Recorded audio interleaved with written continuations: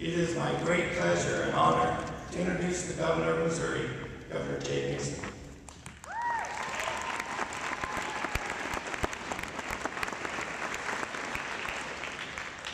Governor Nixon's tireless efforts on behalf of the A+ program have made education attainable for all Missouri students who commit themselves to study hard, who faithfully attend school, and who model acceptable citizenship standards. His leadership in first establishing the A+ program and his Missouri determination to make sure necessary funding exists have made a difference in the educational lives of thousands of students such as yourselves having the opportunity to attain a post-secondary education. Governor Nixon is a champion of education and public service. Governor Nixon's father served as mayor of DeSoto, Missouri. His mother served as school board president. His wife, Georgianne's father, was Missouri's first commissioner of education, and Georgianne Nixon herself is a former school teacher. Governor Jay Nixon knows the value of education, he is committed to education, and Governor Nixon has provided the educational leadership few others have had the wisdom to envision for the youth of Missouri, the Honorable Governor Jay Nixon.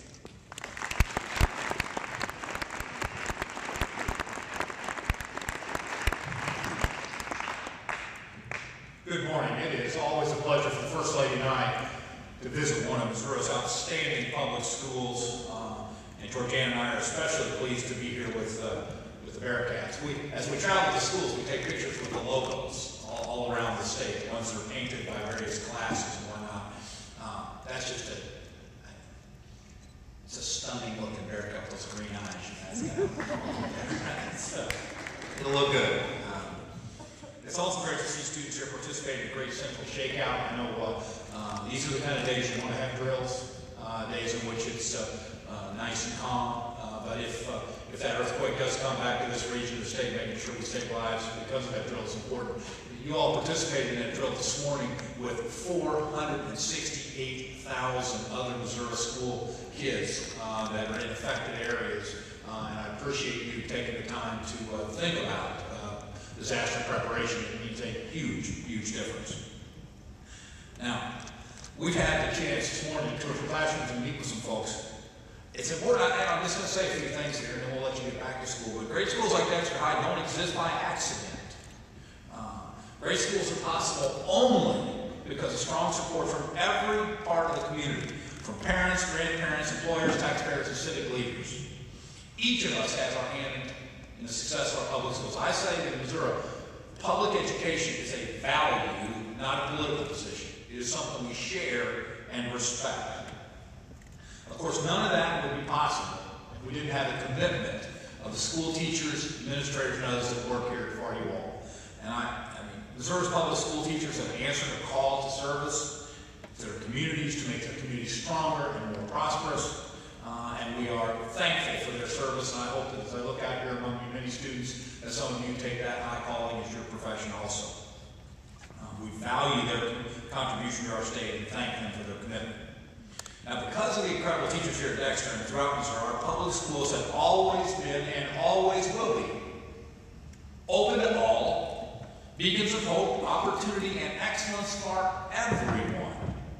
No one is turned away from public school in our state. Some children come to school hungry, some homeless.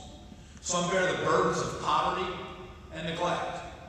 But when a child of want and a child of wealth walk through the schoolhouse doors here, they enter as equals. Support for public education should not be an issue that divides us.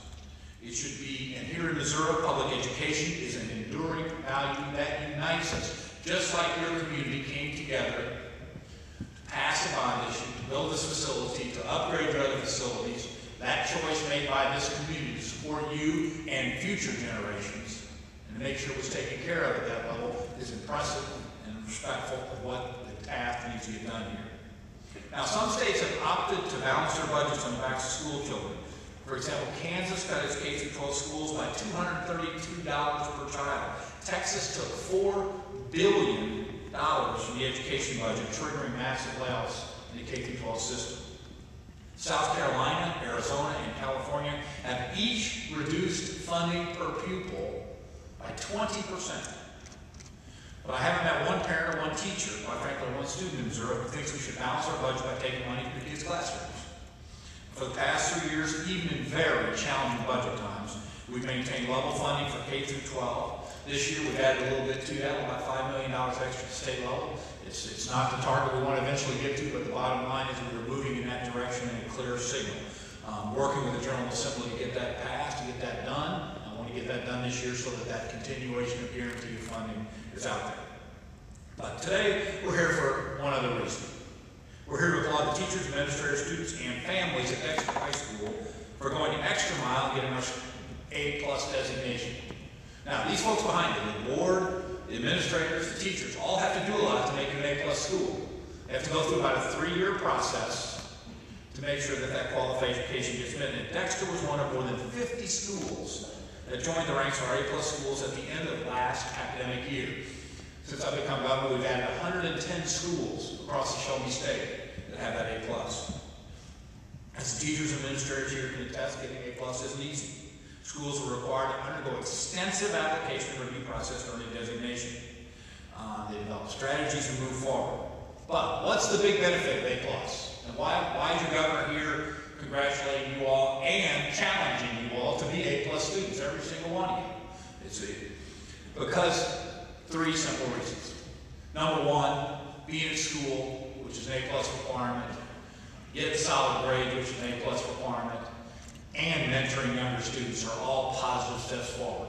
Number 2, competing. Understanding that you are competing for jobs, not just in this region, not just in this state, but competing against people all over the world is Rule 2.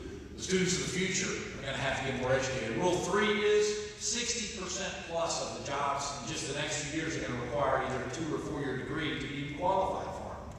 We want more and more young folks going on to technical schools, going on to 2-year, going on to 4-year schools to make sure you are armed with the greatest asset for economic independence ever invented: education. It's so clear. The more education you get, the lower the unemployment rate. The more education you get, the more choices you have about what you're going to do with your life. It is just that simple. And that's why we want to be partners with you. So we are trying to make sure that as many students as possible qualify for A+. And then I'll also tell you, as a governor right here, I put the A+ money in the budget to pay for all those scholarships. We're working with the legislature to get that passed. When you do your part of the deal, we'll do our part of the deal. That money will be there. Now, since 1997, almost 125,000 Missouri students have met the requirements for A+, and about 50,000 have used it. Just because you meet A+ doesn't mean you have to use it. You don't have to go to a 2-year school. But having that opportunity helps you with SEMO down here. It also helps you because you're an A+ student. Over the years, we've invested more than $163 million in that. And as I said before, this year, 12,500 Missouri students will take advantage of our A+ scholarships. And next year, we anticipate that number to go up to 14,000. So our goal is to have 1,500 more students that qualify for A+, that are going on to school at A+, that are moving their lives forward accordingly. And last year, we made a record investment in the A+ scholarship program. And this year, my budget maintains that commitment of more than $29 million, in essence, for the 2 years, to pay them that amount of scholarship as folks move on. Now, these funds will help guarantee that every A+ student who meets the criteria will receive the full benefits that they have. So, let me conclude here and then let you all get back to study. The 3 things we're here for. Number 1 is to be safe, and I thank you for going through the shakeout drill and many others. We have had, last year was a year like no other as far as natural disasters in our state. We had floods. As you all know, down in this region, the state Corps of Engineers blew up that levee and flooded 138,000 acres of farmland. We had floods in northwest Missouri. We had a tornado in Joplin that killed 161 people and injured over 1,000, put 14,000 people homeless. We've had a snowstorm that causes us close to I-70. These drills and these law enforcement leaders are very strong leaders. Please follow them. That's number 1. Number 2 is to thank all these educators for being involved and doing what it took to make it an A+ school. And now it's up to y'all. The teachers have done their work to build it up. The administrators have organized it. The school board has authorized it. The state school board has approved it. The first class of A+ recipients are now out in community colleges from this very community. And now the responsibility is on you, the next generation. Now, all these folks before you did all this work to give you an opportunity. And I would just ask as your governor, each one of you, meet with the A+ coordinator, look at that, and as many of you as possible become A+ qualified. It is a great way to get an affordable college. It is a great way to improve the outcomes of schools. And it is a great way for us to compete in the economy of the future. Thank you. Go Bearcats.